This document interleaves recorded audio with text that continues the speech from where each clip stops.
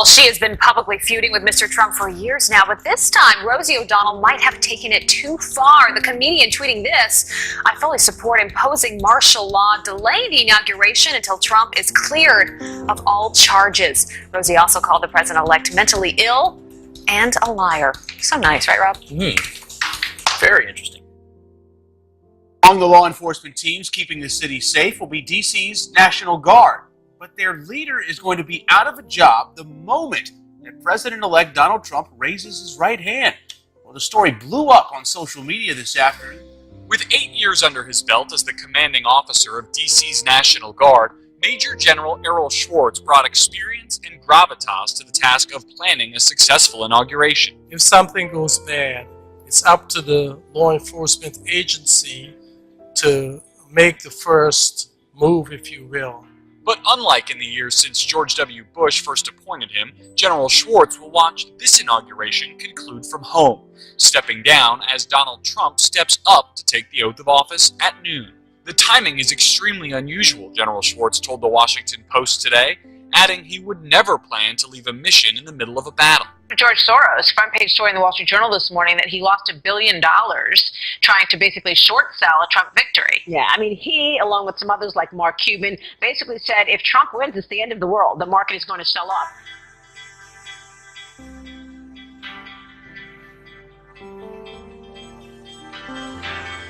Billionaire George Soros' fund manages about $30 billion for Soros and his family, but the progressive-leaning Soros took nearly $1 billion in losses recently, thanks to the stock market rally spurred by Donald Trump's surprise presidential election.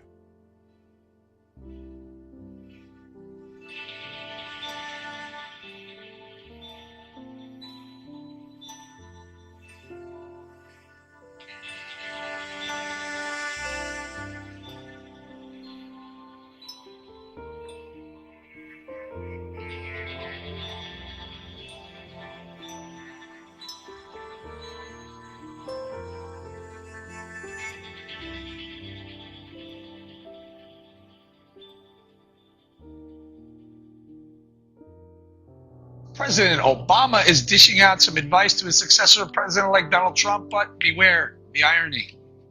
It was only then, after we had exhausted efforts for bipartisan reform, that we took some additional steps on immigration executive actions.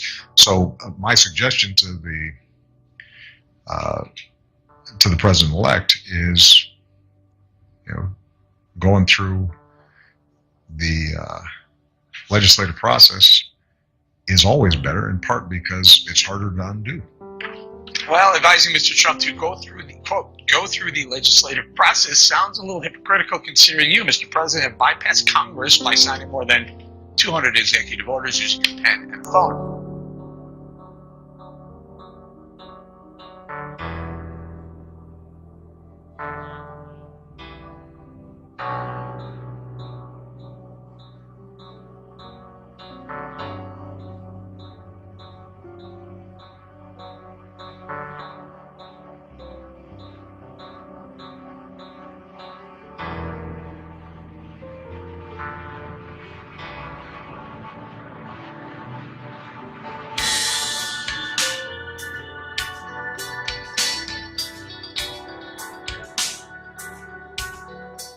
Concerns over the Iranian nuclear deal just took another hike amid reports that in his very last days in office, United States President Barack Obama just green-lighted a massive shipment of natural uranium from Russia to Iran.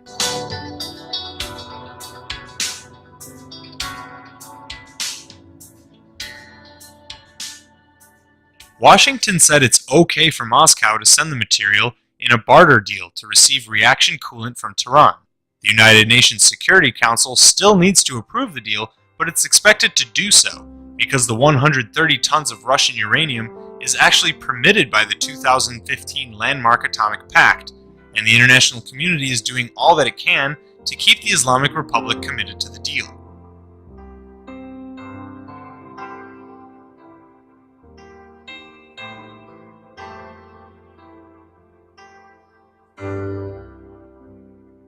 They see the transfer as yet another last-minute jab from the Obama administration at incoming President Donald Trump, who would have likely vetoed this deal.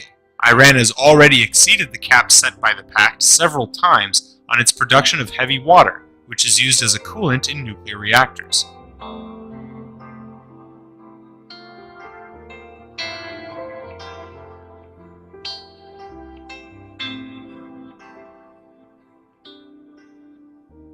The ongoing production of heavy water is tantamount to Iran blackmailing the Obama administration, because if the violations were made public, Tehran would be accused of formal noncompliance, which could then endanger the fragile pact. Israel's government and others around the world have consistently denounced the nuclear pact as a complete failure.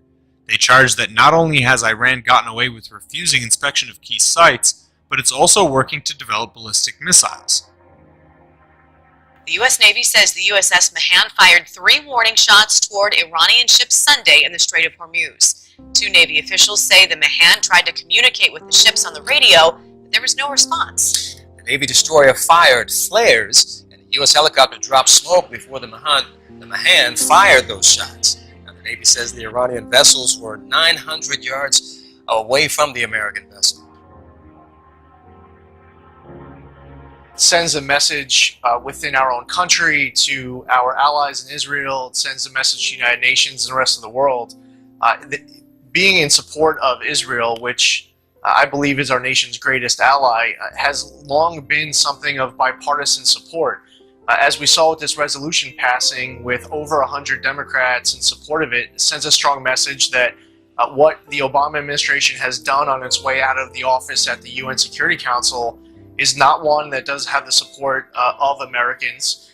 And the speaker was right in his floor statement. What was passed at the Security Council goes way beyond the issue of settlements. For the first time ever, the UN Security Council is passing a resolution that declares this area of East Jerusalem and Judea and Samaria as a legally occupied territory.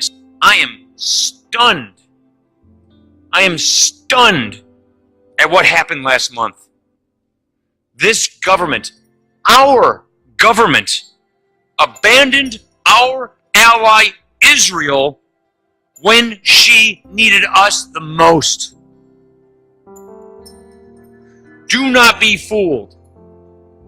This UN Security Council resolution was not about settlements, and it certainly was not about peace.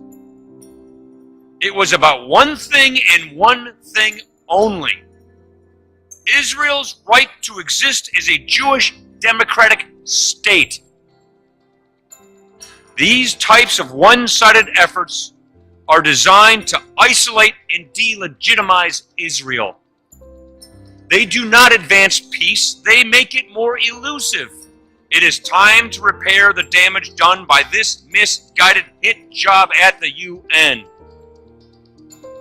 It's time to rebuild our partnership with Israel and reaffirm our commitment to her security. Now, Syrian state television says that Israel has fired rockets at a major military airport in Syria, just west of the capital Damascus.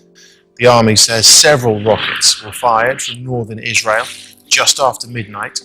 The airport in Syria is a major facility used by the elite Republican Guards. A Syrian army commander is warning Tel Aviv there will be repercussions. Has been focusing and keeping an eye on Hezbollah. It believes that Hezbollah has been strengthening during this conflict. It believes that Hezbollah has been using the conflict to amass more and more weapons, and so the focus of the reported and suspected Israeli strikes appears to be this supply route, or Hezbollah's main supply route between Damascus and the Lebanese border, and so many of those suspected airstrikes have been targeting some of those supply routes, but also the military bases that it's believed that Hezbollah is gathering some of those weapons.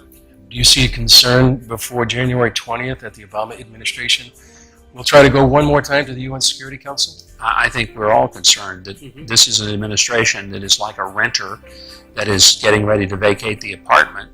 But before he does, he breaks every window, pulls the plumbing out of the walls, and punches holes in the ceiling, just to leave it as big a mess as possible for the new tenant who's coming in. That's petulant. And it's also beneath the dignity of the office of the presidency, because presidents historically don't try to make major long-term policy shifts that will encumber future administrations. And how would you describe what you believe would be the relationship between the Trump administration and Israel? There will be a new level of candor and I think willingness to discuss issues honestly, and both sides will feel that they're looking after the best interest of their countries and of their allies.